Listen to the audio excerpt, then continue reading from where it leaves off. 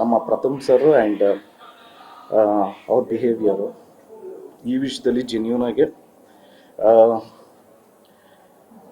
It is our duty and also ಈ ವಿಷಯದಲ್ಲಿ I stand with Darshan sir because 3 ವಿಷಯ ಇದೆ. ಫಸ್ಟ್ ಒನ್ನು,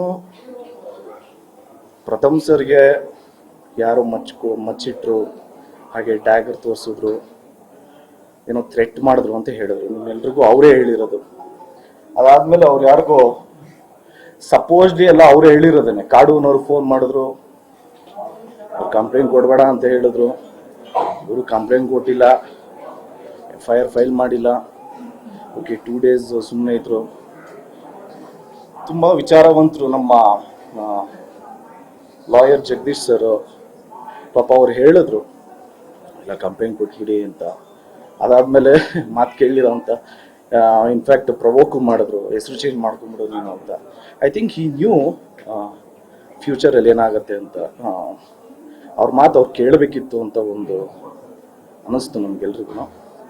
ಸೊ ಅದಾದಮೇಲೆ ತುಂಬ ಅಬ್ಯೂಸಿವ್ ಆಗಿ, ತುಂಬ ರೆಸ್ಪೆಕ್ಟ್ ಇಲ್ಲದೆ, ಅದೇನೋ ಚಿಟ್ಕೆ ಎಲ್ಲ ಹೊಡ್ಕೊಂಡು ವಿಗ್ಗು ಅದು ಇದು, ಇಟ್ ವಾಸ್ ನಾಟ್ ನೆಸೆಸರಿ ಅಂತ ಅನಿಸುತ್ತೆ. ಸಿ,